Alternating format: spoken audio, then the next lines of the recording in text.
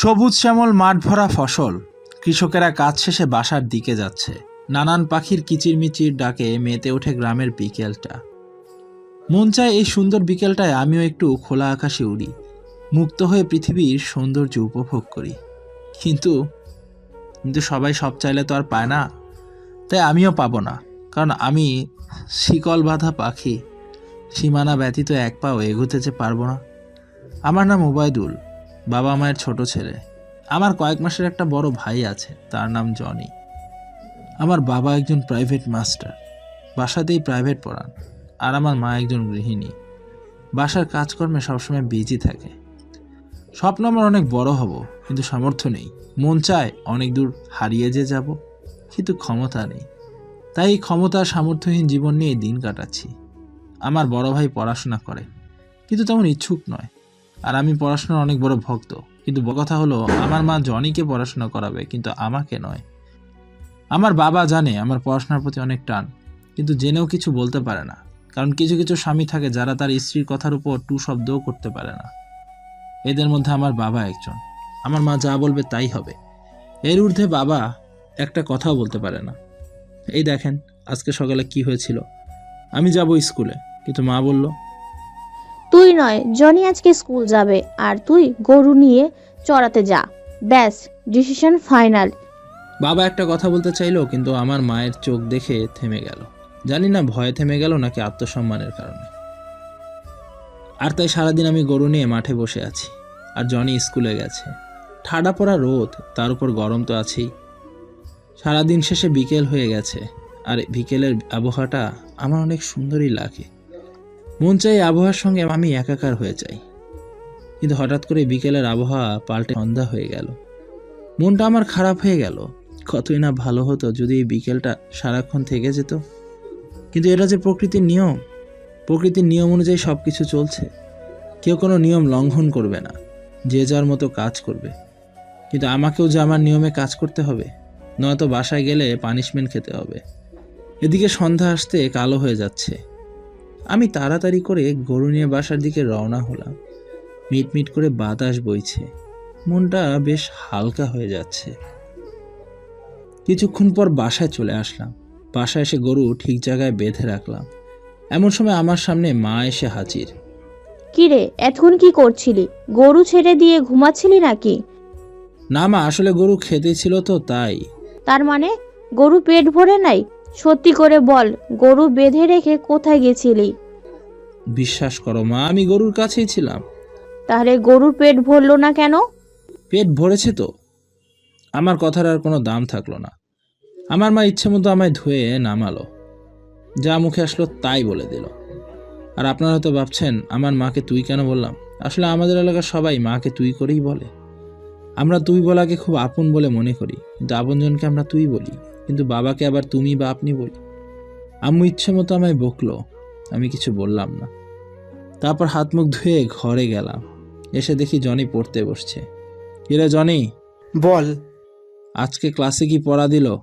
বাংলা পড়া দিয়েছে। বই পড়, গল্পের প্রশ্ন আর ইংরেজি মডেল। ওহ, দে তো আমি একটু পড়ি। নে বস, একসঙ্গে পড়ি। আমিও জনি পাশাপাশি বসে পড়ছিলাম।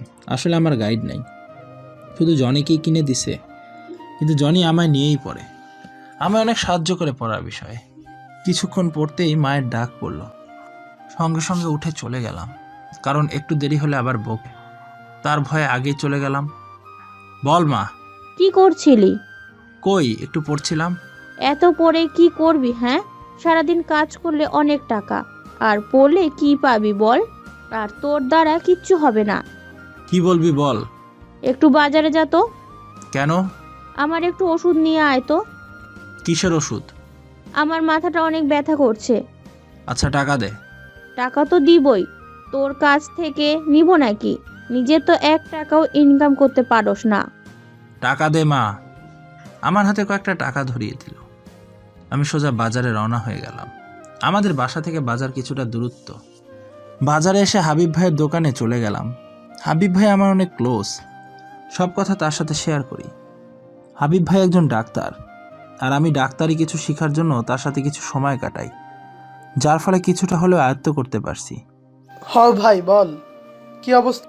এই তো চলছে একরকম। ভিতরে আয়। না থাক, ভিতরে কাকে যেন দেখছি। এটা আমার চাচাতো বোন সুমি। ওহ, আমি স্যান্ডেল খুলে ভিতরে গেলাম। আরেকটা কথা, হাবিব আমার অনেক বড়, কিন্তু আমরা অনেক ক্লোজভাবে থাকি, যেন আমরা অনেক দিনের বন্ধু। আমি ভেতরে গেলাম, গিয়ে দেখি মেয়েটা ব্যাগ নিয়ে বসে আছে। মনে হয় ব্যাগে বই আছে। আমার আবার একটা ব্যাড ক্যারেক্টার আছে, সেটা হলো ছাত্র বা ছাত্রী দেখলেই তাদেরকে প্রশ্ন করি। আর এটা করার আবার দুইটা উদ্দেশ্য থাকে। এক নম্বর হলো সে যদি এমন কিছু জানে যেটা আমি জানি না, সেটা তার কাছ থেকে জানতে পারবো। আর দুই নম্বর হলো লেখাপড়ার কিছু টেকনিক বা সিস্টেম থাকে, যেটা এক একজনের কাছে এক এক রকমের, আর আমি সবার টেকনিকটা জানতে চাই। তা সুমি, আপনি কোন ক্লাসে পড়েন? ক্লাস 9-এ পড়ি। ওহ, তাহলে তো একটা প্রশ্ন করাই যায়, কি বলেন? হ্যাঁ, অবশ্যই করো। আচ্ছা, আপনি কোন বিষয়ে ভালো? ইংরেজি। ওকে, আমি ভাত খেয়েছিলাম, এটা কোন টেন্স? এটা তো খুব সহজ, পাস্ট ইনডিফিনিট। না, এটা পাস্ট পারফেক্ট। আমি নতুন শিখতেছি তো তাই। আমি এখানে বসে তোমায় 5 মিনিট সময় শিখিয়ে দেব। জীবনে কখনো টেন্স চিনতে ভুল করবা না। মুখে শুধু বলা যায়। যদি পারি তাহলে? তাহলে আমি আপনাকে আমার শিক্ষক মনে করব আর একটা চকলেট খাওয়াবো। Deal final. Okay, final. Habib, তুই সাক্ষী থাকিস। আপনি খাতা আর কলম বের করেন। সুমি মুচকি হাসতে হাসতে খাতা কলম বের করলো। আমি ওকে কিছু টেকনিক দেখিয়ে দিলাম আর বুঝিয়ে দিলাম। সুমি খুব সহজে বুঝে গেল। কয়েকবার পড়তে এসে বলল তার হয়ে যাবে। তাই আমি কয়েকটা টেন্স ধরলাম, এবার সে পারল। আমি আবার কঠিন কঠিন টেন্স ধরলাম, তবুও সুমি পেরে গেল। আর এটা দেখে সুমি সহ হাবিবও অবাক হলো। আমার প্রাইভেট স্যার কয়েকদিন থেকে টেন্স করাচ্ছিল, কিন্তু আমি কিছু বুঝতে পারছিলাম না, কিন্তু এখন সব বুঝে গেছি। দেখলাম আমার মাল। আপনি কার কাছে শিখেছেন? এসব আমার তৈরি করা। আরে ভাই, আমিও তো শিখে গেছি, আর কোনোদিন ভুল হবে না। সুমি, এবার আমার গিফট। ভাইয়া, আমি আপনার কাছে প্রাইভেট পড়তে চাই। ধুর, আমি কেমনে পড়াবো? দ্বিতীয়টা বাদ দিয়ে শুধু চকলেট দিলেই হবে। না, আমি আপনার কাছে প্রাইভেট পড়ব। হাবিব ভাইয়া, আপনার বন্ধুকে বলেন না। কিরে ওবায়দুল, পড়ালে সমস্যা কিসের? পাগল নাকি? আমি এখনো ছাত্র। তো কি হয়েছে, ছাত্ররা কি প্রাইভেট পড়াতে পারে না? না রে ভাই, তুই তো আমার পরিস্থিতি জানিস। জানি, কিন্তু এটা কেউ জানবে না। কিন্তু প্লিজ ভাইয়া, না করবেন না। আচ্ছা, এত করে যখন বলছিস ঠিক আছে, কিন্তু কাউকে বলা যাবে না। ওকে, আমি কাউকে বলবো না। এই রে, আমি যে জন্য আসছি সেটা তো ভুলে গেছি। ভাই, তাড়াতাড়ি ওষুধ দে। বল, কি নিবি? ভাইয়া, কালকে সন্ধ্যায় আমার বাসায় চলে আসবেন। তারপর হাবিবের কাছ থেকে ওষুধ নিয়ে বাসার দিকে রওনা হলাম। কিছুক্ষণের মধ্যে বাসায় চলে আসলাম। ভেতরে ঢুকতেই শুরু হয়ে গেল। এতক্ষণ কোথায় ছিলাম, কি করলাম, কার সাথে ঘুরলাম, সব বাজে বাজে কথা। আমার মায়ের কথা শুনে মাঝে মধ্যে আমার সেই লেভেলের রাগ ওঠে, কিন্তু মা হয় বলে কিছু বলি না, কারণ মায়ের সাথে বেয়াদবি যে করতে নেই। যাক, বকা টকা খেয়ে ঘরে আসলাম। এসে দেখি জনই বসে আছে। আমি বইটা নিয়ে পড়তে বসলাম। একটু পরেই মার ডাক পড়ল। সবাই খাবারের জন্য ডাকলো। আব্বু শুয়ে থেকে বই পড়ছিল, আমি আর জনই পড়ছিলাম। আমার পড়ার তো 14টা বেজে গেছে। শুধু আজকেই এমন সেটা কিন্তু নয়, জন্মের পর থেকেই এমনটাই হয়ে আসছে। আমি পড়তে বসলেই যত কাজ এসে জমা হয়। আমি স্কুলে যেতে চাইলেই 1000টা বাহানা চলে আসে, কিন্তু জনিকে তারা জোর করে পড়াশোনা করাতে চায়। আমি বুঝতে পারি না তারা আমায় এভাবে অবহেলা করে কেন। আমি তো তাদেরই সন্তান। শুধু আমার একটাই অপরাধ, আমি ছেলে হয়ে জন্মেছি। প্রথম সন্তানকে সবাই ভালোবাসে, একটা ছেলে হলে সবাই দ্বিতীয়বার একটা মেয়ে চায়। আর আমার বাবা মা তাই করলো, জনি হবার পর একটা মেয়ে চাইলো, কিন্তু ভাগ্যক্রমে আমি ছেলে হলাম। আর এটা আমার মা কিছুতেই মানতে পারে না। আবার তার উপর আমরা ছিলাম গরিব, আর বাবা এত পড়াশোনা করার পরও আজ বাসায় প্রাইভেট পড়িয়ে খাচ্ছে। এটা আমার মায়ের খারাপ লাগে, আর পড়াশোনার প্রতি ঘৃণা চলে আসে। আসারই কথা, কত কষ্ট করে ছেলে মেয়ে পড়াশোনা করে। কলেজে ভর্তি হতে গেলে দেও টাকা, প্রাইভেটে গেলে দেও টাকা, তার উপর তো আবার বই খাতা কলম এসবের খরচ তো আছেই। এরপরেও ছেলেটা কোনো রকমে কষ্ট করে পড়াশোনা শেষ করে, আর চাকরি নিতে গেলে কি হয়? চাকরি নিতে গেলে বলে 10 লক্ষ টাকা লাগবে, নয়তো চাকরি হবে না। কিন্তু ছেলে বা মেয়ের পড়াশোনা করতেই তো তার বাবা মায়ের জীবন শেষ। এখন 10 লক্ষ টাকা কই পাবে? তার ফলে সেই ছেলে অথবা মেয়ে আজ বেকার। কিন্তু যারা পড়াশোনা করে নাই, শুধু সারাদিন আড্ডাবাজি দিছে, তার আজ টাকার ক্ষমতা বিশাল বিশাল পজিশনে সেটেল। অথচ সে সেই পজিশনের যোগ্যই নয়। কিন্তু হচ্ছে কেন হচ্ছে? কারণ তার টাকা আছে। টাকা দিয়ে আজ পুরো দুনিয়া উল্টে দিচ্ছে। টাকার কাছে পুরো দুনিয়াটা হেরে যাচ্ছে। হেরে যাচ্ছে গরিব অসহায় হাজার হাজার মানুষ, যারা টাকার অভাবে আজ পিছপা। তো সেসব বাদ দিন, অনেক কথা বললাম। আমার মা মনে হয় অনেক রেগে যাবে, অনেকক্ষণ ধরে ডাকছে। আর দেরি না করে জনিকে সাথে করে নিয়ে চলে আসলাম। আর এসে দেখি মা সবার প্লেটে খাবার রেডি করে রাখছে। সবাই মিলে একসঙ্গে খাওয়া দাওয়া করে ঘুমিয়ে গেলাম। সকালে উঠে গরু ছাগল বের করে ব্রাশ করতে করতে আশেপাশে একটু টল দিলাম, মানে বুঝলেন না, আড্ডা দিলাম। হাত মুখ ধুয়ে বাসার ভিতর বসলাম। তখন আমার বাবার সব ছাত্রীরা, মানে যারা আব্বুর কাছে প্রাইভেট পড়ে, তারা চলে এলো। কিন্তু কখনো আমায় বাবার কাছে বসতে দেয় নাই। প্রাইভেট শুরু করার আগেই আমায় কাজে লাগিয়ে দিবে, নয়তো সেখানে থাকতে নিষেধ করবে। তাই আমি কিছুটা দূরে গিয়ে বসে থাকি। সেখান থেকে হালকা কিছু শুনতে পাই। সেখানে বসে থেকে আমি বাবার কথাগুলো শুনতাম। প্রাইভেটের সময় এভাবে কাটালাম। তারপর খাওয়া করার জন্য বসলাম। তখন মা বলল, আজকেও গরু চড়াতে যেতে হবে। মা, কালকে তো আমি গেছিলাম, আজকে জনিকে পাঠাও না। কেন, তুই কোথায় যাবি? আমি আজকে একটু স্কুলে যাইতাম। কি বললি তুই? মা, ও যাক, আজকে আমি গরু নিয়ে যাব। কিন্তু বাবা, তুই এত রোদ্রে গেলে তো কালো হয়ে যাবি। আর ওবায়দুল গেলে কি কালো হবে না? ও তো এমনিতেই কালো। ওসব বাদ দে, আজকে আমি স্কুলে যাচ্ছি না, কারণ আজকে অনেক কঠিন কঠিন পড়া দিয়েছে। ওবায়দুল তো জানেই না। আচ্ছা যা, তবে বেশি দেরি করবি না। ঠিক আছে মা। তারপর আমি খুশি মনে বাকি খাবারটাও খেয়ে নিলাম। খাওয়া দাওয়া শেষ করে উঠে গিয়ে শার্ট প্যান্ট পরে নিলাম। আসলে আমার স্কুল ড্রেস নেই, তাই জনিটাই আমি।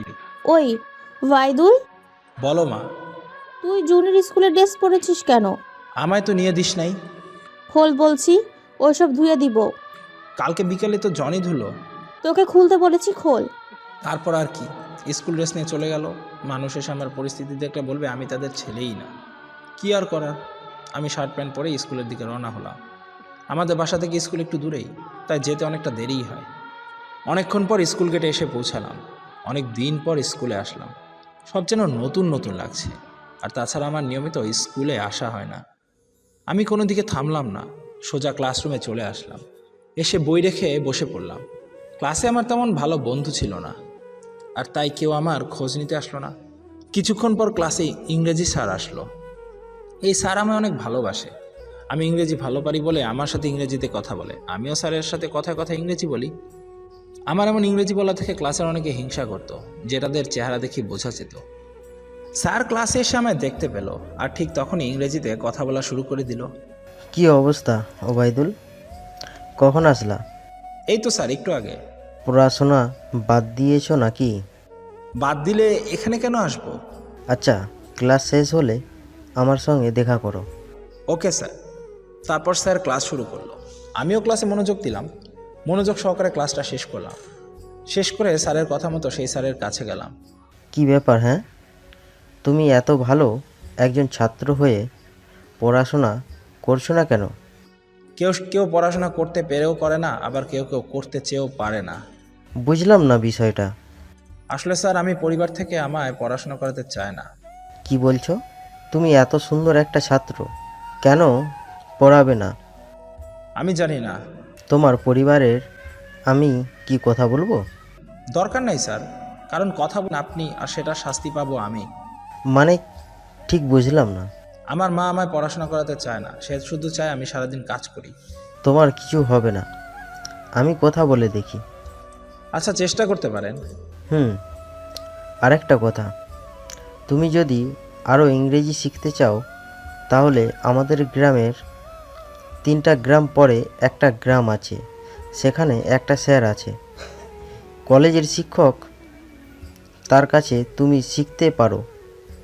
নয়তো এই আশেপাশে শিক্ষকের কাছে শিক্ষার মতো তোমার কিছুই নাই। জি স্যার। হ্যাঁ, তোমার শেখানোর মতো আমারও বর্তমান যোগ্যতা নেই। আমার যতটুকু জ্ঞান ছিল তার সবটুকু তোমায় দেওয়া হয়ে গেছে। জি স্যার। তবে আরেকটা কথা মনে রাখবা, ধৈর্য কখনো হারাবে না। শিক্ষা নিতে চাইলে ধৈর্যশীল হতে হবে। Okay sir. হুম। তারপর স্যারের সাথে আরও কিছুক্ষণ কথা বললাম। কথা শেষ করে ক্লাসে চলে আসলাম। এক এক করে সমস্ত ক্লাস শেষ করলাম। ক্লাস সব শেষ করে বের হলাম। স্কুল ছুটির সময় হয়ে গেছে। আমি বই খাতা সাজিয়ে গুছিয়ে নিয়ে বাসা যাওয়ার জন্য রেডি হলাম। ছুটি দেওয়ার পর বাসার দিকে রওনা হলাম। হাঁটতে হাঁটতে অনেকক্ষণ পর বাসায় এসে পৌঁছে গেলাম। ভয়ে ভয়ে বাসার ভেতরে গেলাম। বাসায় ঢুকতেই শুরু হয়ে গেল। এতক্ষণ কি করলাম, কোথায় ছিলাম? কাজের ভয়ে স্কুলে বসেছিলাম। মা, আমি কাজের ভয়ে বসেছিলাম না, আমি ক্লাস করছিলাম। হয়েছে, থাম, তোর আর বলতে হবে না। হুম। বইগুলো রেখে এবার একটু কাজ কর লাট সাহেব। কি কাজ করব? তোর চোখে কি কাজ লাগে না? আর লাগবেই বা কেমনে? সারাদিন তো কাজের ভয়ে ঘুরে বেড়াস। দেখো মা, আমি যথার্থ পরিমাণ কাজ করি। এরপরেও যদি তুই বলিস আমি কাজ করি না, তাহলে? তাহলে কি? হ্যাঁ, আমায় মারবি নাকি? মারার কথা কখন বললাম? তুই আমার জন্মধারী মা, তোকে কেমনে মারবো বল? এই শোন, এসব ইমোশনাল ড্রামা আমায় মেরে লাভ নেই। হুম। যা কাজ কর। আমি আর কথা বললাম না, কারণ মন খারাপ হয়ে গেল। অনেক বইয়ে গল্পে পড়েছি, কোনো ছেলে স্কুল থেকে আসলে সব বাবা মা সেই ছেলেকে অনেক আদর করে। মধুর কণ্ঠ, ভালোবাসার কণ্ঠে বলে, গোসল করে নাও বাবা, আমি খাবার রেডি করছি। আর আমি স্কুল থেকে আসলে শুনতে হয়, কাজের ভয়ে এতক্ষণ স্কুলে বসেছিলাম। আমি কেন ওই সমস্ত বাবা মায়ের হলাম না যারা তাদের সন্তানকে পড়াশোনা করাতে চায়? মনে মনে এ সমস্ত আফসোস করছিলাম আর কাজ করছিলাম। তখন দেখলাম সজীব গোসল করে আসলো। কি রে, কখন আসলি স্কুল থেকে? এই তো এক্ষুনি। কেমন ক্লাস করলি? ভালো। সজীবের সাথে আরও কিছুক্ষণ কথা বললাম। তারপর সজীব চলে গেল আর আমি আমার কাজ করতেই থাকলাম। কাজ কাম শেষ করে আমিও গোসল করে নিলাম। গোসল করে এসে একটু বই নিয়ে বসলাম। তখনই খাবারের জন্য মা ডাকলো। দুপুরের খাওয়া দাওয়া শেষ করলাম। বিকালে প্রতিদিনের মতো আজকেও গরু নিয়ে বেরিয়ে পড়লাম। সারা বিকেলটা গরু চড়িয়ে পার করলাম আর আমার সেই পছন্দের মুহূর্তটাও কাটালাম। সারাদিন ক্লান্তির পর যখন সেই মুহূর্তটা আসে, তখন সমস্ত ক্লান্তি দূর হয়ে যায়। সেই মুহূর্তটা পার করে সন্ধ্যা হওয়ার আগ দিয়ে বাসার দিকে রওনা হলাম। নয়তো একটু দেরি হলেই তো মা বকবে। তাই আজকে একটু আগে বাসায় চলে আসলাম। তখনও একই অবস্থা। এত আগে আসছি কেন বলে আরও বকলো। তখন বুঝলাম, দেরি হলেও বকবে, দেরি না হলেও বকবে, আবার একটু আগে আসলেও বকবে। বকা কোনো সময় মাফ নেই। গরু বাছুর বেঁধে রেখে হাত পা পরিষ্কার করে মাকে বললাম আমি বাজারে যাব। তখন মা কিছু বলল না, কারণ বাজারে গেলে তো আমারই ক্ষতি। কিন্তু মা তো আর জানে না আমি কোথায় যাচ্ছি। তো আমি বাজারে যাবার নাম করে সোজা সুমির বাসায় চলে আসলাম। সুমির বাসায় আসতেই সুমি আমায় ঘরে নিয়ে গিয়ে বসতে দিল। তারপর কিছু নাস্তা এনে দিল। আরে এসবের কি প্রয়োজন? আরে ভাইয়া, খেয়ে নিন, আমি বই নিয়ে আসছি। হুম। তারপর আর কি করার, হালকা নাস্তা করে নিলাম। সুমি বই নিয়ে আসলো। আমি প্রথম দিন জানলাম কোথায় কোথায় তার সমস্যা জেনে নিয়ে আমি পড়াতে শুরু করলাম। প্রতিদিন ঠিকঠাক মতো পড়া দেওয়া নেওয়া করতে লাগলো। 10 দিনের মধ্যে টেন্স পুরো ক্লিয়ার হয়ে গেল, শুধু ব্যতিক্রমী ছাড়া। এখন শুধু তাকে ব্যতিক্রমী শেখাতে হবে। তাই প্রতিদিনের মতো আজকেও রওনা দিয়ে দিলাম। কিছুক্ষণের মধ্যে সুমির বাসায় চলে আসলাম। ভেতরে এলাম, পড়াশোনার রুমে চলে গেলাম। সুমি এসে নাস্তা দিয়ে গেল। আমি নাস্তিকদের মতো খেয়ে বসে আছি। তখন সুমি বই নিয়ে আসলো। আমি তার দিকে না তাকিয়েই বললাম বই বের করো। আমার কথা অনুযায়ী সুমি বই বের করলো। এবার আমি তার দিকে তাকাতেই সেই লেভেলের শক খেলাম। সুমির দিকে তাকিয়ে দেখি তার পাশে আর একটা মেয়ে বসে আছে। আমার চোখ তো কপালে উঠে গেল। পুরো গ্রাম কি জেনে গেল নাকি? সুমি, এসব কি? তুমি বাইরে কেন বলেছ? আমি তোমায় অনেক বিশ্বাস করেছিলাম। আরে ভাইয়া, আমার কথাটা তো শোনো। কি শুনবো? হ্যাঁ, আমি তোমায় পড়াবোই না, কিন্তু তুমি জোর করেছিলে বলে রাজি হলাম। আর আমি বলছিলাম কাউকে না জানাইতে, কিন্তু তুমি এটা করবে আমি কখনো ভাবি নাই। আরে ভাইয়া শুনেন। আর কাকে কাকে বলছো? আমি কাউকে বলি নাই। মানে? এই আপুর নাম খুশি, আপনাদের সাথেই পড়ে। কিন্তু এই খবর কেমনে জানলো আমি সত্যিই জানি না। তাহলে এখানে কেন? তুমি কেন আনলে? আমায় হুমকি দিচ্ছিল, আমি যদি তাকে না আনি তাহলে সে সব কিছু গ্রামে বলে দিবে। এই মেয়ে, তুমি কোথা থেকে শুনলে? আমার একটা হেপি সুন্দর নাম আছে, ওটা ধরে ডাকলে বলতে পারি। আচ্ছা আচ্ছা, খুশি, আপনি এই কথা কোথায় শুনলেন? আপনি নট, অনলি তুমি। ওকে, তুমি। উহ, কি রোমান্টিক। উহ, আমায় তোমার বন্ধু বলছে? মানে শালাকে আমি তো মেরেই ফেলবো। কিন্তু ভাইয়া তো এমন কাজ করতে পারে না।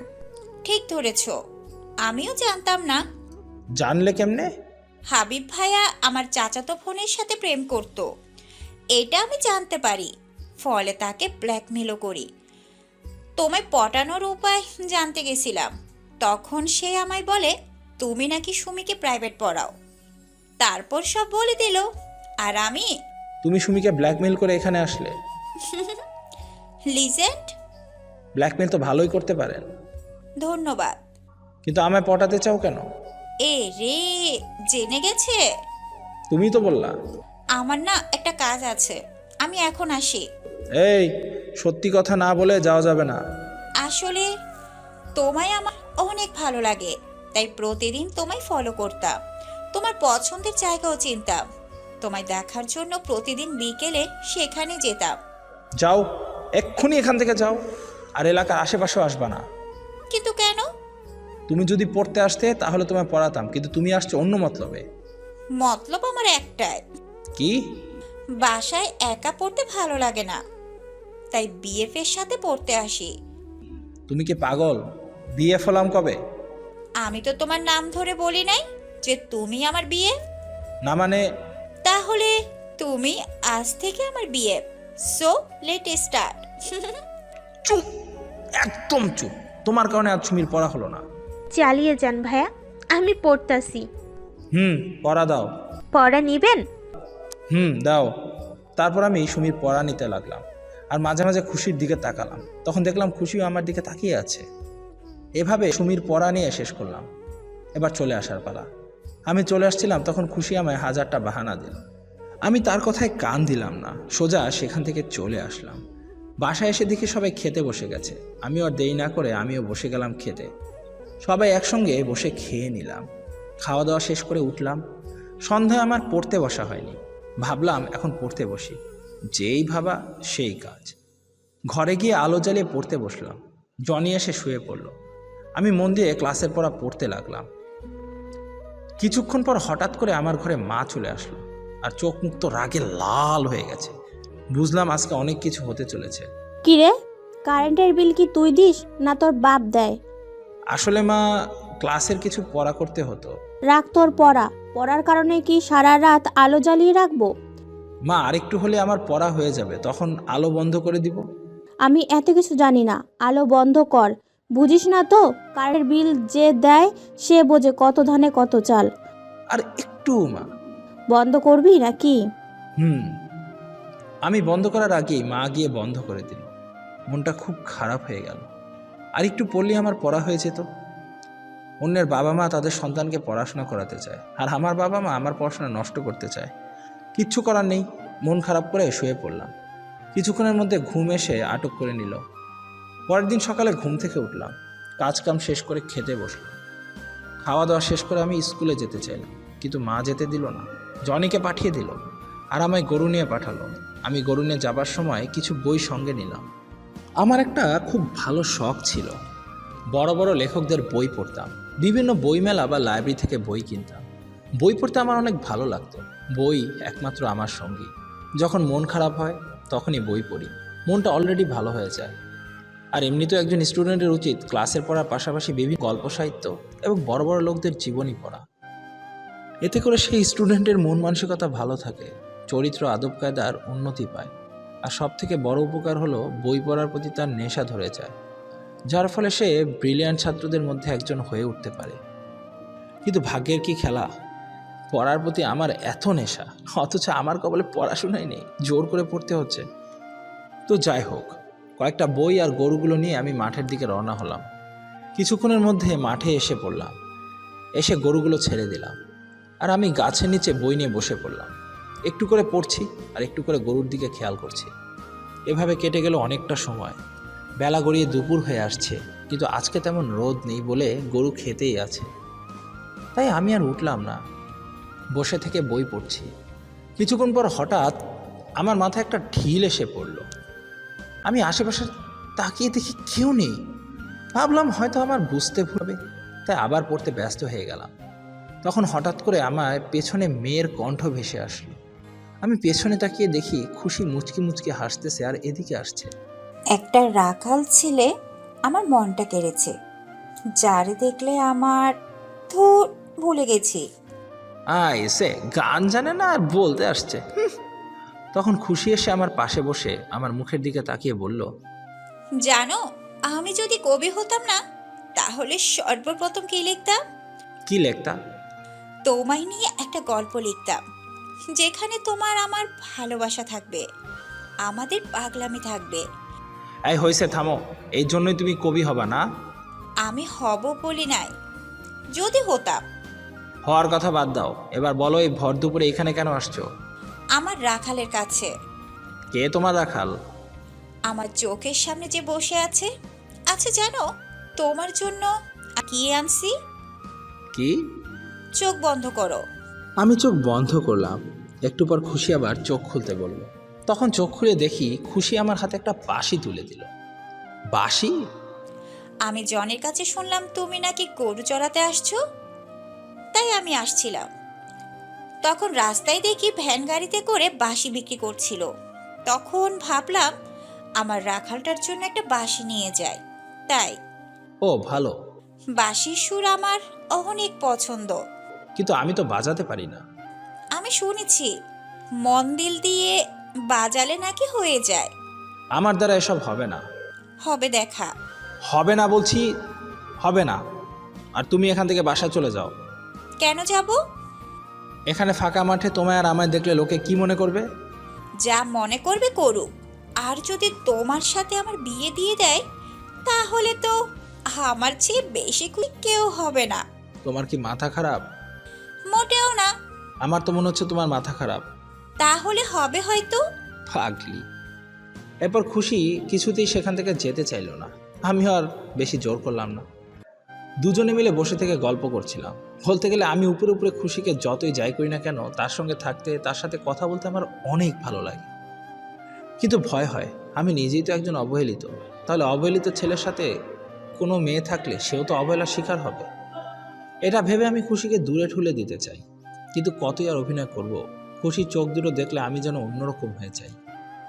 ঠিক থাকতে পারি না তাকে দেখে, মনকে আটকাতে পারি না, তাই সবসময় আমিই হেরে যাই। আমি আর খুশি ওখানে অনেকক্ষণ বসে থাকলাম। তারপর দেখলাম গরুগুলো বাসার দিকে রওনা দিচ্ছে। তখন আমিও উঠে রওনা হলাম। তারপর খুশি ওর বাসায় চলে গেল আর আমি আমার বাসায় চলে এলাম। বাসায় এসে গরুগুলোকে বেঁধে রেখে গোসল করতে গেলাম। গোসল করতে করতে বিকেল হয়ে গেল। তখন মাকে বললাম খাবার দিতে, উল্টো মা আমায় ধমক দিয়ে বলল পারলে তুলে খেতে। আমি ঘরে গিয়ে ভাত নিয়ে খেতে লাগলাম। খাওয়া দাওয়া শেষ করে উঠতেই মা আসলো আর বলল, জমিদারির কি খাওয়া হয়নি? কদিনের জন্য খাচ্ছিস? হয়ে গেছে। হয়েছে তো ভালো কথা, এবার বাজার করতে যা। কেন, বাবার কি হলো? কেন, তুই কি জমিদার যে তোর বাজারে যাওয়া হবে না? না মানে বাবা তো প্রতিদিন যায়। একদিন তুই গেলে কি এমন ক্ষতি হবে? আচ্ছা যাচ্ছি, কি আর করার। আমি একটা কথা বললাম আর আমার মা 14 দিক দিয়ে ঘুরিয়ে 14টা কথা বলে দিল। যাই হোক, মার কাছ থেকে টাকা আর ব্যাগ নিয়ে বাজারে রওনা হলাম। বাজারে এসে মায়ের কথা মতো বাজার সদাই করে আবার বাসায় আসলাম। সন্ধ্যায় সুমিকে পড়াতে গেলাম। পড়ানোর সময় খুশিও আসলো। উপরে উপরে বিরক্তিভাব নিলেও মনে মনে একটু খুশি হলাম। সুমিকে পড়া দিলাম আর খুশি আমার দিকে তাকিয়ে মুচকি মুচকি হাসছে। আমি রাগি লুক নিয়ে তার দিকে তাকালাম। এভাবে হাসছো কেন? এমনি। পাবনা যাওয়ার ব্যবস্থা করো। কেন? এমনি। খুশি আমার দিকে কিছুক্ষণ তাকিয়ে থেকে আবার পড়তে লাগলো। কিছুক্ষণ পড়ার পর হঠাৎ সুমি বলল, আচ্ছা ভাইয়া, তুমি কতক্ষণ পড়ো? কেন? আমার মা প্রতিদিন বকে আমি নাকি কম পড়ি, অন্য সবাই নাকি সারা রাত পড়ে। সবার কথা এক নয়। কেউ 1 ঘন্টা মন দিয়ে পড়লে সব ক্লিয়ার, আর কেউ সারা রাত পরেও কোনো লাভ হয় না। তুমি কতক্ষণ পড়ো? 1 মিনিটও না। কেন, তোমার কি পড়া লাগে না? না তেমন কিছু না, আমার পড়ার মতো পরিবেশ নেই। কেন? এখান থেকে যে খাওয়া দাওয়া করে সারা রাত তো পড়তে পারো। আসলে খাওয়া দাওয়া করার পর আলো দিয়ে পড়তে বসলে মা বকে, কারেন্ট বিল বেশি আসবে, তাদের ঘুম আসে না। বলছো কি, তুমি পড়ার জন্য বকা খাও? আর আমরা তো না পড়ার জন্য বকা খাই। আচ্ছা ওসব বাদ দাও, পড়ো। তারপর তারা পড়তে লাগলো। আমি কথা বলার সময় দেখলাম খুশি আমার দিকে এক দৃষ্টিতে তাকিয়ে আছে, মুখটা শুকিয়ে গেছে। আমি সেদিকে চোখ না দিয়ে সুমিকে পড়াতে লাগলাম। সেদিনকার মতো পড়িয়ে চলে গেলাম। পরের দিন আবার আসলাম। এসে দেখি খুশি অনেকগুলো বই নিয়ে আসছে। জিজ্ঞাসা করতে সে বলল, তুমি পড়বা সেই জন্য? আমি তার এমন কাজে খুব খুশি হলাম। সে আমার জন্য অনেক উপকার করছে। তখন থেকে আমিও তাদের সাথে পড়তাম, আর দেখতাম মাঝে মধ্যে খুশি আমার দিকে তাকিয়ে থাকতো। আমি দেখেও না দেখার ভান করে থাকতাম। এভাবে অনেকটা দিন কেটে গেল। আমিও খুশির প্রতি অনেকটা দুর্বল হয়ে পড়লাম। তাকে দেখলে অনেক শান্তি পেতাম। আমার মনে হলো আমিও তাকে ভালোবেসে ফেলেছি, কিন্তু আমার অবস্থান দেখে নিজেই ভেঙে পড়তাম। এমন অবস্থানে আমি দাঁড়িয়ে আছি যেখানে খুশি থাকতে পারবে না। মাঝে মধ্যে তাকে এড়িয়ে চলতাম, কিন্তু সে আমায় অনেক ভালোবাসতো। যে করেই হোক দিনের মধ্যে একবার হলেও দেখা করবেই। এভাবেই একদিন খুশি বুঝে গেল আমি তাকে এড়িয়ে চলতেছি। সে তো রেগে আগুন, চোখে মুখে রাগের ছোঁয়া। মনে হচ্ছে আস্ত আমায় গিলে খাবে। এই তোর সমস্যা কি রে? হ্যাঁ, তুই এভাবে আমায় এড়িয়ে চলছিস কেন? কই এড়িয়ে চললাম? একদম মিথ্যে বলবি না। কি মনে করেছিস আমি ছোট বাচ্চা, কিছু বুঝি না? কখন বললাম? তুই আগে বল, তুই কেন আমায় এড়িয়ে চলিস? আমি কি দেখতে খারাপ? আমায় কি তোর পছন্দ হয় নাই, নাকি আমি তোর যোগ্য না? কোনটা বল? আরে কি বলছো এসব? তুমি কেন আমার যোগ্য হবে না? তাহলে বল, কিসের জন্য তুই আমায় এড়িয়ে যাস? তোকে নিজের চেয়েও ভালোবাসি, তোর জন্য জীবন দিতেও রাজি আছি। এরপরও তুই আর কি চাস? আচ্ছা, তুই কি আমার সাথে সময় কাটাতে চাস? ঠাস, চুপ, একদম চুপ। আর একটা কথা বলবে না। ছি ছি, এতটা নিচে নামতে পারলে আমি ভাবতেও পারিনি। খুশি গালে হাত দিয়ে জমে পাথর হয়ে দাঁড়িয়ে আছে, চোখ ভরা পানি। আমি আমার হাতের দিকে তাকাচ্ছি, জানি না কখন আমি কি করলাম। তখন হঠাৎ করে খুশি আমায় শক্ত করে জড়িয়ে ধরল। খুব ভালোবাসি রে তোকে, সব কিছুর বিনিময়ে তোকে চাই আমি। তাই বলে তুমি এসব কথা? ছি। আমি ওসব বলতে চাইনি, কিন্তু তোমার অবহেলা করা দেখে আমার বুকটা ফেটে যাচ্ছিল। আমি খুশিকে ছাড়িয়ে নিলাম আর তার দিকে তাকিয়ে বললাম, তুমি জানো না আমি কেমন পজিশনে দাঁড়িয়ে আছি? সব ছেলে মেয়ের উপর তার বাবা মা থাকে। ছেলের ভবিষ্যৎ ভালো হওয়ার জন্য কতই না কিছু করে, কিন্তু আমার মাথার উপর বলতে গেলে কেউ নেই। একটা চাকরের চেয়েও বেশি অবহেলিত আমি। কি বলছো? হ্যাঁ, তুমি বড়লোক বাড়ির মেয়ে, তোমার চাকরিজীবীর সাথে বিয়ে দেবে, তাই তোমার পজিশনে পৌঁছানোর ক্ষমতা তো আমার নেই। কারণ আমার পরিবার চায় না আমি পড়াশোনা করে বড়ই। শুধু কি এটাই কারণ? হুম। পাগল, শুধু এইটুকুর জন্য নিজের ভালোবাসাকে বলে দিচ্ছ? তোমার পাশে দাঁড়ানোর মতো ক্ষমতা আমার নেই। পাশে দাঁড়াতে ক্ষমতা লাগে না, সুন্দর একটা মনের দরকার, যেটা তোমার আছে। আর আমি এটাতেই অনেক খুশি। মন দিয়ে সবকিছু হয় না। হ্যাঁ হয়, মন দিয়ে সব কিছু হয়। পাগলামি করো না। তুমিও তো আমার পাগলামির কারণ। সন্ধ্যা হয়ে যাচ্ছে, এ সময় এখানে থাকলে লোকে খারাপ বলবে। যাও, বাসায় যাও। আর ভুলেও এমন কাজ করবা না। তুমি যেমন আছো তেমনই আমার দরকার। তোমার সুখী জীবন আমার প্রয়োজন নয়, শুধু তোমাকেই প্রয়োজন, হোক সেটা সুখের অথবা দুঃখের। বাসায় চলে যাও। রাতে এসো কিন্তু। তারপর আমি সেখান থেকে দুজনের বাসায় চলে গেলাম। বাসায় এসে দেখি মা বকাবকি করতেছে। আমি চুপ করে শুনলাম। বিকেলে আজ বাসায় ছিলাম না, তাই মা বকতেছে। আমি কিছু বললাম না, শুধু শুনেই গেলাম। অবশেষে মার বকা শেষ হলে আমি ঘরে গেলাম। সময় হতেই সুমিকে পড়ানোর জন্য ওর বাসায় রওনা হলাম। কিছুক্ষণের মধ্যে সুমির বাসায় এসে পৌঁছালাম। সুমিকে পড়াইলাম, সঙ্গে খুশিও ছিল। তার সঙ্গে কথা বললাম আর পড়লাম। পড়া শেষ করে আমি আমার বাসায় চলে আসলাম। এভাবে কেটে গেল অনেক কয়টা দিন। একদিন হঠাৎ করে খুশি আমায় ডাকলো। আমি বাসার কাজ কাম শেষ করে আমাদের দেখা করার জায়গায় চলে আসলাম। হ্যাঁ বলো, কি বলবা? তুমি আমার বাসায় বিয়ের প্রস্তাব দাও। কি বলছো? হ্যাঁ, আমি ঠিক বলছি। বাসা থেকে আমার বিয়ে ঠিক করতেছে। কিন্তু কোনো কিন্তু না, তুমি আজই তোমার বাবা মাকে আমাদের বাসায় পাঠাও। আচ্ছা, আমি আগে বাসায় যাই, আজকে যেন আমার বাসায় তোমার বাবা মা পৌঁছে যায়। পাগল নাকি? এমন হঠাৎ করে বললে কি করে হবে? কয়দিন সময় দাও। সময় আমার হাতে নেই। তুমি শান্ত হও, কিচ্ছু হবে না। না, আমি শান্ত হব না। তোকে না বিয়ে করা পর্যন্ত আমি শান্ত হতে পারছি না। হ্যাঁ? কানের কাছে করিস না। বাসা থেকে আমার বিয়ে ঠিক করতেছে। কানে কথা যাচ্ছে না? গেছে গেছে, খুব ভালো করে গেছে। বাপরে, এভাবে কথা বললে ঠসা মানুষও ভালো হয়ে যাবে। আমি এদিকে টেনশনে মরছি আর তুই মজা লস। মজা কই নিলাম? এত কিছু আমি জানি না। তুই তোর বাবা মাকে আজকে আমার বাসায় পাঠাবি। খুশি, তুমি তো জানো আমার বাবা মা কেমন, আর আমি কেমন হয়ে থাকি সেখানে। সবই তো জানি, কিন্তু আমি তোমায় ছাড়া বাঁচবো না। আচ্ছা, দেখি কি করা যায়। হুম। তারপর খুশির সাথে আরও কিছুক্ষণ কথা বলার পর সেখান থেকে বাসায় চলে আসলাম। বাসায় এসে অনেক বড় চিন্তায় পড়ে গেলাম। কি করে বলবো বাসায়? কি করে মার সামনে বলবো আমি একজনকে ভালোবাসি আর তাকেই বিয়ে করতে চাই? না, অনেক চিন্তা ভাবনা করলাম। খুশিকে হারানোর ভয়ে বারবার সাহস করে বলতে যেও আর বলতে পারলাম না। বিকেলে গরু নিয়ে মাঠের দিকে রওনা হলাম। রাস্তায় হাঁটছি আর ভাবছি কি করে বলবো। ভাবতে ভাবতে মাঠে চলে আসলাম। গরু ছেড়ে দিয়ে গাছের নিচে বসে পড়লাম।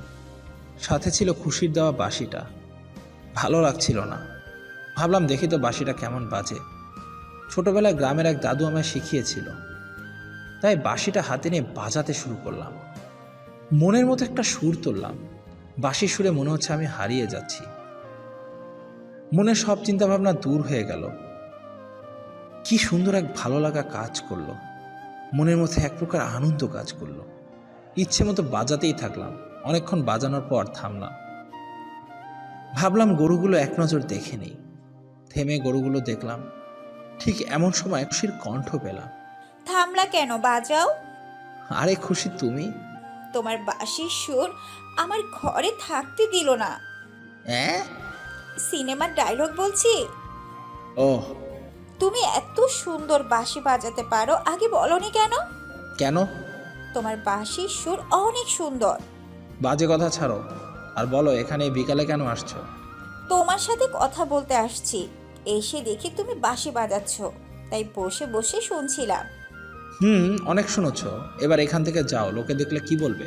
এই তোর সমস্যা কি রে? হ্যাঁ, আব্বু আম্মুকে মিথ্যা কথা বলে তোকে দেখার জন্য আসছি, আর তুই কি না আমি তাড়িয়ে দিচ্ছিস? তো কি করব?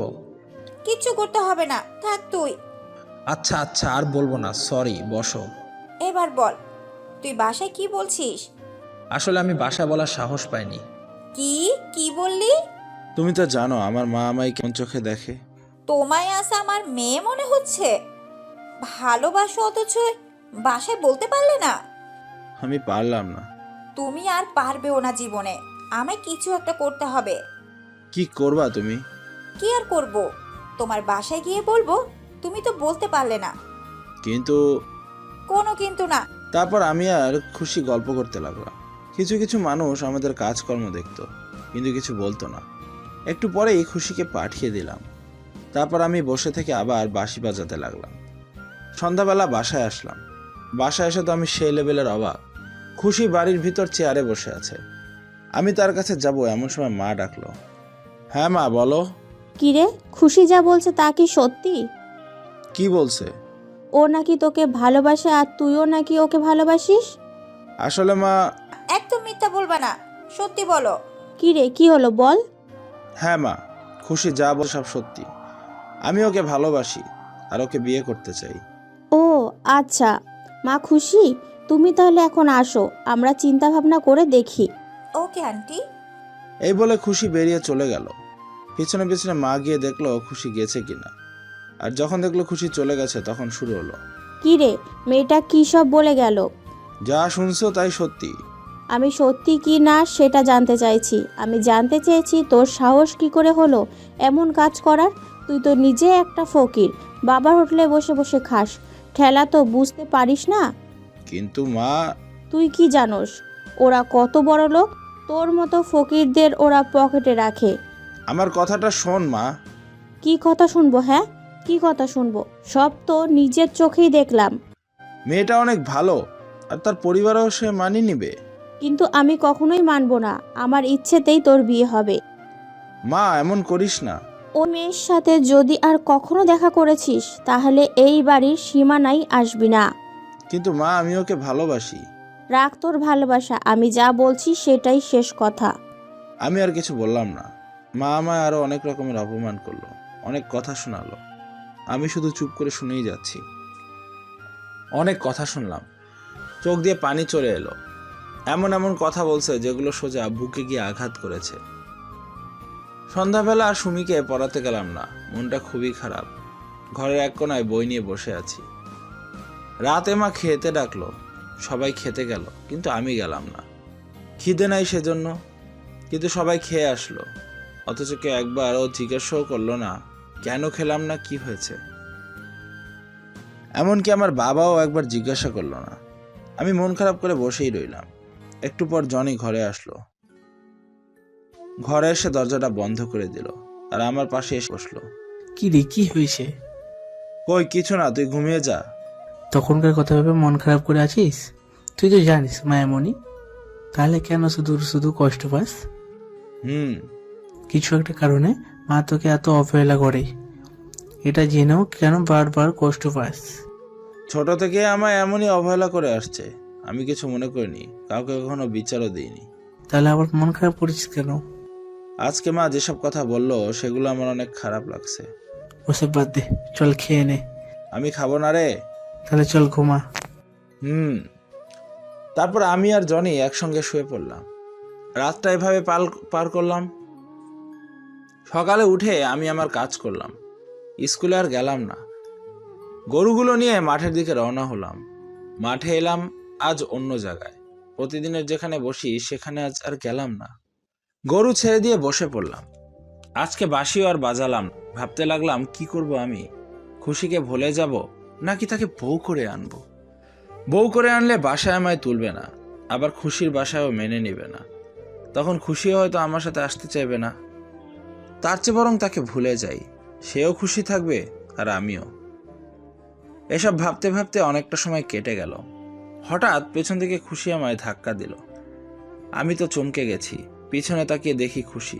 তারপর সে আমার পাশে এসে বসলো। তুমি এখানে কেন? স্কুল ফাঁকি দিয়ে চলে আসছি। কেন? তার আগে বলো তুমি এখানে কেন? এখানে ঘাস বেশি আছে তাই। মিথ্যা কথা একদম বলবা না। কালকে তোমার বাসায় কি হয়েছিল? কখন? আমি আসার পর।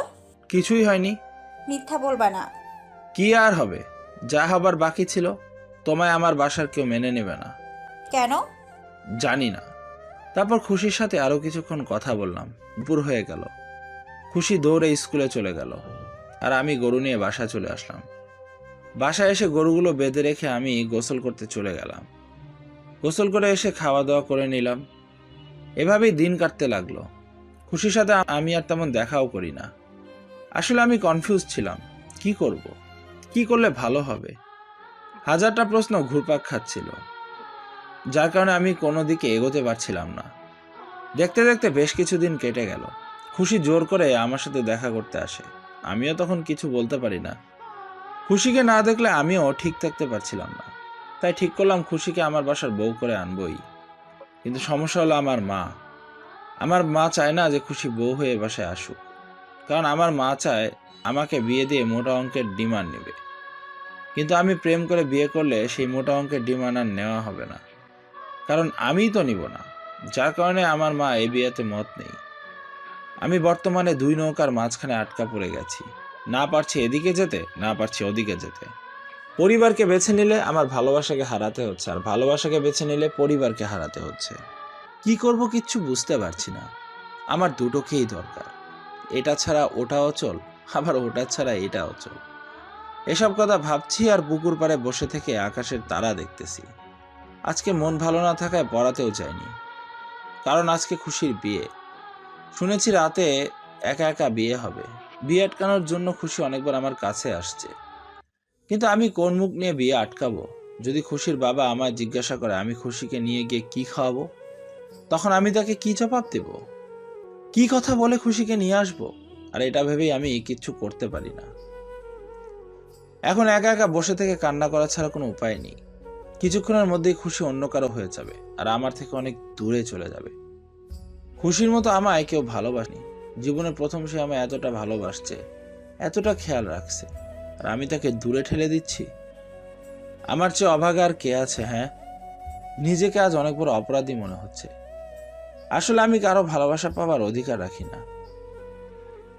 এসব ভাবতে ভাবতে হঠাৎ করে পিছন থেকে কে যেন আমায় জোরে টেনে তুলল। আমি অবাক হয়ে পিছনে তাকিয়ে দেখি খুশি। আমি তো আরো অবাক। বউ সাজে সেজে আছে, চোখে মুখে অনেক ভয়ের প্রভাব। তার হাবভাব দেখে মনে হচ্ছে অনেক তাড়ায় আছে। খুশি, তুমি? আজ তোমার বিয়ে, অথচ তুমি এখানে? কি ভাবছিলে? হ্যাঁ, তুই বলবি আর আমি অন্য কাউকে বিয়ে করে নিব? কখনো না। কি বলতে চাচ্ছ? আমি বাসা থেকে পালিয়ে আসছি, এখন আমায় নিয়ে তুই পালিয়ে চল। কি বলছো এসব? মাথা কি ঠিক আছে? হ, আমার মাথা একদম ঠিক আছে। তুমি যা বলছো সেটা কিছুতেই সম্ভব না। কেন সম্ভব না? তোমায় পালিয়ে নিয়ে যে আমি খাওয়াবো কি? কেন? তুমি যা খাবা। পাগলামো করো না। দেখ, বেশি কথা বলবি না। হয় আমায় নিয়ে পালাবি, নয়তো আমার মরা মুখ দেখবি। ঠাস। কি বলছো আবোল তাবোল? তো কি বলবে? হ্যাঁ, তোমায় ভালোবাসি বলে বারবার তোমার কাছে ছুটে আসি। তোমায় হারাবো না বলে বাসায় অনেক ঝামেলা করছি, এমনকি আজ বিয়ের সময় পালিয়ে তোর কাছে আসছি। আর এখন যদি তুই আমি ফিরিয়ে দাও, তাহলে আমার কি করা উচিত বলো? কিন্তু খুশি, হাতে সময় নাই, বাবা জেনে গেলে অনেক ঝামেলা করবে। কি করবো এখন? দেখো, আগে এখন এখান থেকে চলো, পরে কি করব সেটা পরে ভাবা যাবে। তাহলে তুমি থাকো, আমি আসছি। কোথায়? আচ্ছা, ফোন করি। তারপর আমি পকেট থেকে সেই ছোট ভাঙারি ফোনটা বের করে হাবিবের কাছে ফোন দিলাম আর তাকে সবকিছু বললাম। কাকে কি বললা? আমার বাসায় গেলে আমায় বাড়িতে তুলবে না, আর বাইরে গেলে টাকা পেয়ে, তাই সুমিকে পড়ানোর টাকা নিব। ওহ। এরপর আমি হাবিবকে বলা ঠিকানায় চলে গেলাম। তখন হাবিব সুমির কাছ থেকে টাকা নিয়ে আমার সাথে দেখা করলো। হাবিবের কাছ থেকে টাকা নিয়ে তাকে বিদায় জানিয়ে রওনা হলাম এক অজানা পথের উদ্দেশ্যে। কোথায় যাচ্ছি, কেন যাচ্ছি, কিচ্ছু জানি না। তবে এই গ্রাম থেকে অনেক দূরে যাব, যেখানে কেউ থাকবে না। কোনো রকমের রেল স্টেশনে আসলাম আর 10টার ট্রেনে উঠে গেলাম। খুশি আমার পাশে এসে বসলো, তার মাথাটা আমার কাঁধের উপর রাখলো। আমি ভাবতে লাগলাম কোথায় যাব, কি করব। আমার তেমন কোনো জায়গাও চেনা নাই। সারা রাতটা ট্রেনে পার করলাম। সকাল হতেই ট্রেন থামলো, আমরা নেমে পড়লাম। কোথায় আসছি তাও জানি না। সামনে তাকাতেই চোখ পড়লো আমরা বর্তমানে ঢাকায় আছি। আমি তো অবাক, আমরা ঢাকায় এসে পড়ছি। ঢাকার তেমন কিছু তো চিনিও না। এখন কোথায় যাব, কি করব, কিচ্ছু বুঝতে পারছি না। তখন একটা লোক আসলো আর আমাদের জিজ্ঞাসা করলো আমরা কে, কোথায় থাকি। তখন আমি তাকে সব খুলে বললাম। সে আমাদের কথা শুনে আমাদের নিয়ে একটা বস্তিতে চলে গেল। বস্তিতে অনেক লোকজন থাকে, তো তারা আমাদেরও থাকার ব্যবস্থা করে দিল। সেখানে সবার সাথে পরিচিত হলাম, সবাই এতিম, তাই আমরা একটা পরিবারের মতো থাকতে লাগলাম। বেশ কয়েকদিন কেটে গেল। খুশি বাসায় থাকে আর আমি বাইরে কাজ করি। কাজ বলতে প্রথমে আমার কাজ হোটেলে হলো। হোটেলে কয়েকদিন কাজ করার পর আমি ভাবলাম এটা দিয়ে আমার হবে না, আর তাই সেই কাজ ছেড়ে দিয়ে অন্য একটা কাজ ধরলাম। আর সেই কাজ হলো প্রাইভেট পড়ানো। গ্রামে পড়ানো আর শহরে পড়ানো সম্পূর্ণ আলাদা। গ্রামে পড়াতে হলে কোনো ইন্টারভিউ দিতে হয় না, আর শহরে পড়াতে হলে ইন্টারভিউ দিতে হয়, তাও আবার অনেক কঠিনভাবে। অনেক জায়গায় দেখলাম, কিন্তু তারা ইন্টারে পড়ে, তাদের তো আর আমি পড়াতে পারবো না, তাই সেদিকে গেলাম না। অবশেষে একটা টিউশনি পেলাম, ছেলেটা ক্লাস 6-এ পড়ে, তাই আমি রাজি হলাম। ইন্টারভিউ নেওয়ার জন্য ডাকলো। আমি সন্ধ্যায় গেলাম। বাসার বাইরে থেকে একটা কলিং বেল চেপে দিলাম। একটু পর একটা কাজের মেয়ে এসে দরজা খুলে দিল। আমি ভেতরে গেলাম। কাজের মেয়েটা আমায় বসতে বলল। আমি বসে পড়লাম। একটু পর একটা ভদ্রলোক আসলো। আমি দাঁড়িয়ে সালাম দিলাম। তখন ভদ্রলোকটা আমায় বসতে বলল। এরপর সে আমায় কয়েকটা প্রশ্ন করলো, যার মধ্যে বেশিরভাগই ছিল ইংরেজি থেকে আর বাকি কয়েকটা বাংলা ব্যাকরণ থেকে। আমি ইংরেজি ভালো পারি, তাই প্রশ্ন করতে যা দেরি সঙ্গে সঙ্গে উত্তর দিলাম, কিন্তু বাংলার জায়গায় আটকে গেলাম। তবে কয়েকটা দিলাম, আর 2 থেকে 3টার মতো পারলাম না। লজ্জায় আমার মুখ কালো হয়ে গেল। তখন ভদ্রলোকটা আমার দিকে তাকিয়ে মুচকে একটা হাসি দিল আর বলল, লজ্জা পাবার কিচ্ছু নেই। আমি কথাটা শুনে একটু খুশি হলাম। তখন ভদ্রলোক বলল, এসব প্রশ্ন নাকি বড় বড় ডিগ্রি নেওয়া মানুষও পারে না। আর আমি নাকি তাও কয়েকটা পারছি। সেজন্য ভদ্রলোকটা খুব খুশি হয়ে বলল, আজ থেকে আমার চাকরি পাক্কা, বেতন দিবে মাসে 10,000, শুধু ইংরেজি পড়াতে হবে। আমি তো মহা খুশি, এত টাকা বেতন দিবে সেটা আমি ভাবতেও পারিনি, তাও আবার শুধু ইংরেজি পড়াতে হবে, এটা কোনো ব্যাপার না আমার কাছে। তখন ভদ্রলোকটা কাজের মেয়েকে নাস্তা দিতে বলল। কাজের মেয়ে আমার সামনে কিছু নাস্তা এনে হাজির করলো, যেখানে বেশ ভালো ভালো খাবার ছিল। প্রথম দিন তো তাই লজ্জার কারণে শুধু একটা বিস্কুট আর আঙুর মুখে দিলাম। তারপর আমার ছাত্রর সাথে দেখা করলাম, দেখা করে তাদের কাছ থেকে বিদায় নিয়ে বাসায় চলে আসলাম। বাসায় এসে দেখি খুশি ঘর গোছাচ্ছে। আমি আনন্দের সঙ্গে ঘরে গেলাম। খুশি আমায় দেখে মুচকি হাসলো আর আনন্দিত হওয়ার কারণ জিজ্ঞাসা করলো। কি ব্যাপার, আজ এত খুশি কেন? আমি একটা টিউশনি পেলাম, মাসে 10,000 টাকা বেতন। বলো কি? হ্যাঁ। তাহলে এখন? তুমি রাজি থাকলে তোমায় আমি বিয়ে করতে চাই। রাজি না থাকলে কি বাবা মাকে ছেড়ে তোমার সঙ্গে আসি? তাহলে চলো এক্ষুনি। 1 মিনিট, আমি তৈরি হয়ে নিই। আমি ঘরের বাইরে আসলাম, তখন দরজা লাগিয়ে খুশি তৈরি হয়ে নিল। সে একটা লাল রঙের শাড়ি পরল, যেটা দেখে আমি নতুন করে আবার ক্রাশ খেলাম। তারপর খুশিকে সাথে করে নিয়ে আমরা কাজী অফিসে চলে গেলাম। তার আগে হাবিবের কাছে ফোন করলাম, তার সাথে কথা বললাম। কাজী অফিসে গিয়ে শুভ কাজটা শেষ করে নিলাম। এরপর দুজনে বাসায় চলে আসলাম আর দুজন মিলে নতুনভাবে নতুন দিন শুরু করলাম। আমাদের সংসারের প্রথম দিন দিয়ে শুরু হলো। আমি টিউশনি করাইতাম আর সেটা বেতন দিয়ে দুজনের ছোট্ট সংসার খুব ভাবে চলতে লাগলো। দেখতে দেখতে অনেকটা সময় কেটে গেল। এখন আমাদের সংসার বেশ সুন্দর, খুশি আর আমি অনেক সুখে আছি। সারাদিন কাজ করে রাতে বাসায় আসলাম। বাসায় এসে হাত মুখ ধুয়ে চেয়ারে বসলাম। কই রে, খাবার দিবা না? টেবিলে আছে, খেয়ে নাও। খাবো তো, কিন্তু তোমার মুখটা না দেখলে আমার গলা দিয়ে খাবার নামবে না। ঢং করো না তো, খেয়ে নাও। আচ্ছা খাবো না, খিদে নাই। আসছি। খুশি রান্নাঘর থেকে গজগজ করতে করতে চলে এলো। দেখে মনে হচ্ছে একটু রেগেই আছে, তাই তো এমন কথা বললো। আমার বউটা কি আজ রেগে আছে? একদম বাজে কথা বলবে না। ওকে বলবো না, কিন্তু কারণটা তো জানতে পারি। এই, তুমি কাজে গেছো, কাজ করবা। শহরের গুন্ডা পান্ডাদের সাথে কি? হ্যাঁ, ও, তার মানে এই জন্যই এত কিছু? যা বলছি তার উত্তর দাও। আসলে তেমন কিছুই না, একটু ছোট্ট কাজ ছিল। কি কাজ রে? দেখো, মাথা ঠান্ডা করো, পরে সব বলবো। তোমায় আর কোনোদিন যেন ওদের সাথে না দেখি। আচ্ছা আচ্ছা, আর দেখবা না।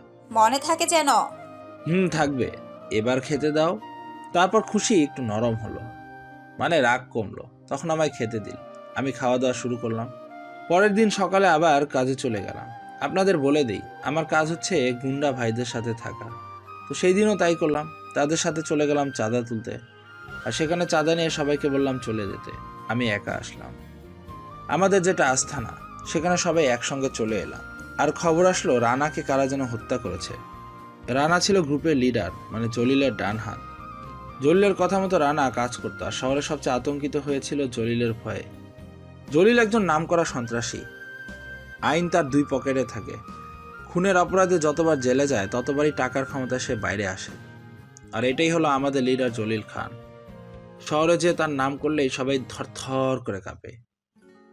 বড় কোনো কথায় বলাই লাগে না। তো আজকে কে যেন জলিল ভাই ডান হাত মানে রানাকে মেরে ফেলেছে। এটা শোনার সাথে সাথে জলিল ভাই সেই রেগে গেল। কে মেরেছে, কেমন করে মেরেছে, সব ইনফরমেশন তার চাই। সঙ্গে সঙ্গে সব লোকেরা দিক বিদিক ছুটে গেল আর খুঁজতে লাগলো কে মারছে রানাকে। আর আমায় ডাকলো জলিল ভাই, ফলে আমি তার কাছে গেলাম। তখন জলিল বলল, ওবায়দুল, রানাকে কারা মারতে পারে বলতো? ভাই তা তো বলতে পারবো না, তবে যখন রানা একা একা যাচ্ছিল আমি 1000বার মানা করছিলাম, কিন্তু সে শুনলই না। বলল তা নাকি কিচ্ছু হবে না। ঠিক এমন সময় রানার পিছনে একজন লোক ছিল। সে আমার দিকে টেরা চোখে তাকাচ্ছিল। আমার কেবল মনে হলো লোকটা দেখতে কেমন ছিল? দেখতে একটু লম্বা আর গায়ে কালো কাপড় পরেছিল। তার মানে এটা করিমের কাজ হতে পারে ভাই।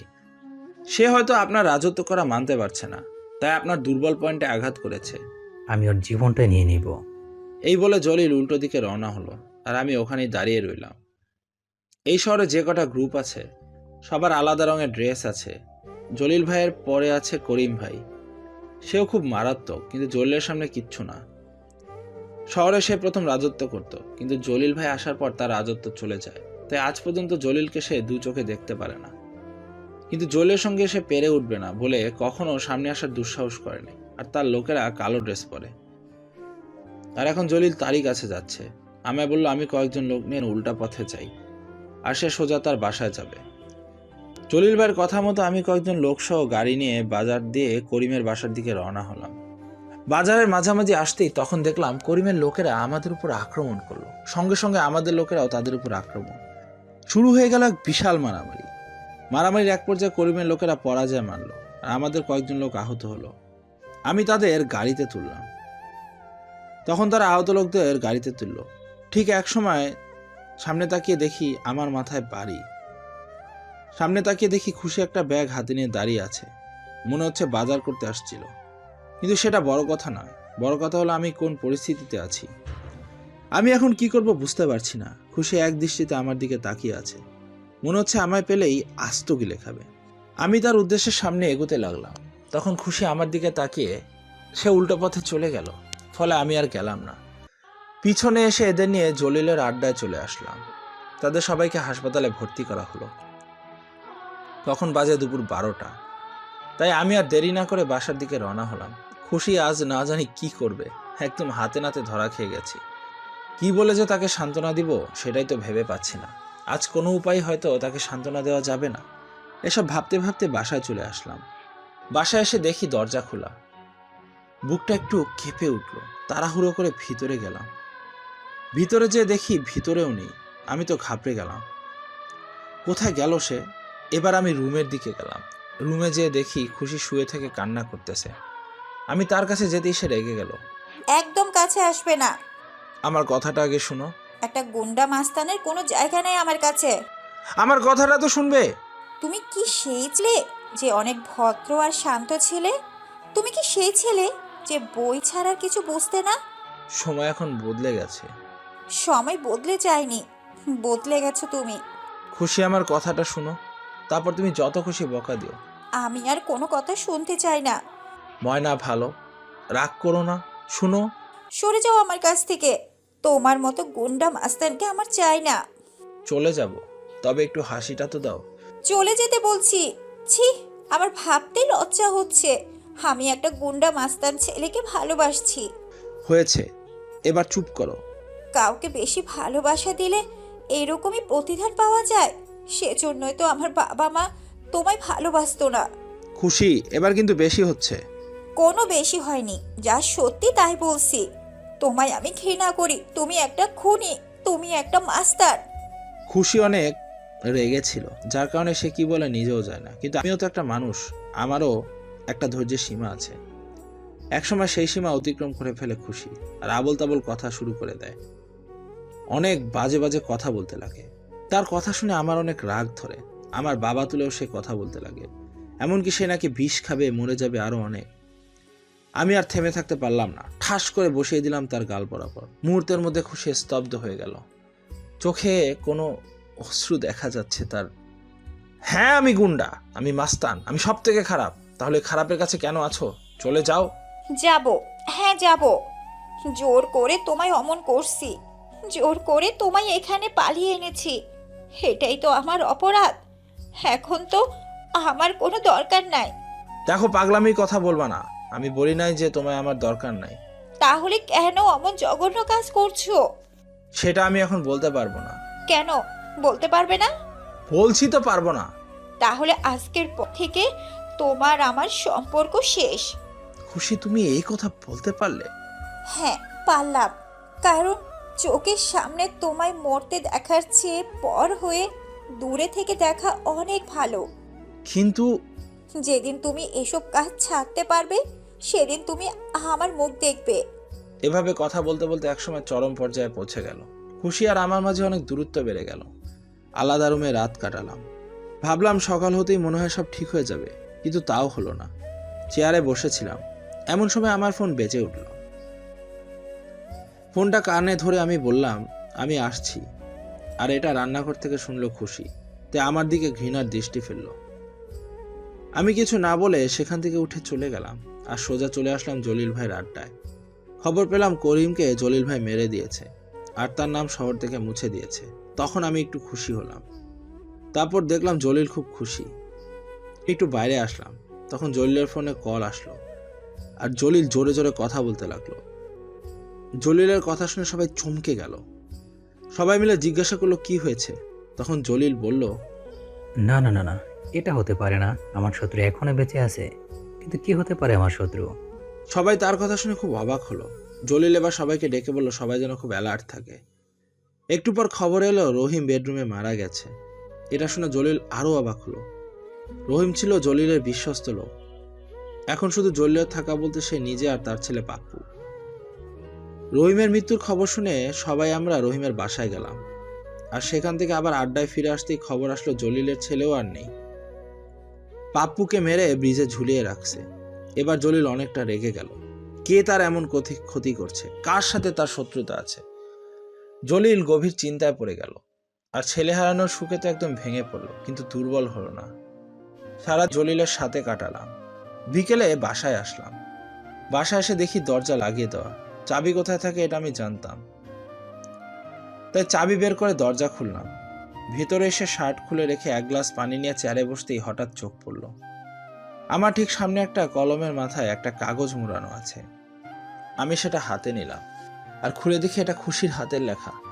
সঙ্গে সঙ্গে বুকটা কেঁপে উঠল। উত্তেজনার সহিত পড়তে লাগলাম। প্রিয় স্বামী, তোমার সব কিছু আমার ভালো লাগতো, তবে সবচেয়ে তোমার ভদ্রতা আর নীরবতা আমায় মুক্ত করে তুলতো। তুমি ছিলে শান্তশিষ্ট, খুবই ফুলে ভালা একটা সোনার টুকরো। কিন্তু আজ তুমি যে পথে পা দিয়েছ সেটা আমি কখনো চাইনি। তোমায় ফেরানোর অনেক চেষ্টা করছি, কিন্তু কোনো লাভ হয়নি। এখন আমার থেকে বেশি প্রিয় তোমার সেই জলিল।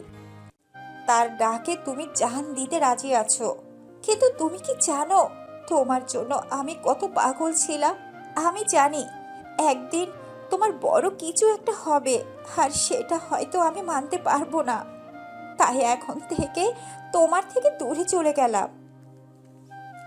তোমার জন্য আমার মনের দরজা সব সময় খোলা থাকবে। তুমি আগের ওবায়দুল, আমার সেই রাখাল প্রেমিকটা যদি হতে পারো, তাহলে আমি আবার তোমার বুকে ফিরে আসব। ইতি, তোমার কলিজা। চিঠিটা পড়ার সঙ্গে সঙ্গে আমার দু চোখে পানি জমা হয়ে গেল। কি থেকে কি হয়ে গেল, খুশির উপর অনেক রাগ হলো। এতদিন থেকে আমায় ভালোবাসে, অথচ আমার ভুলটা সে শুধরে নিতে পারলো না। তো যাই হোক, চিঠিটা ফেলে দিলাম। এক নিঃশ্বাসে গ্লাসে সবটুকু পানি খেয়ে নিলাম। অবশেষে সেখান থেকে উঠে ঘরে গেলাম।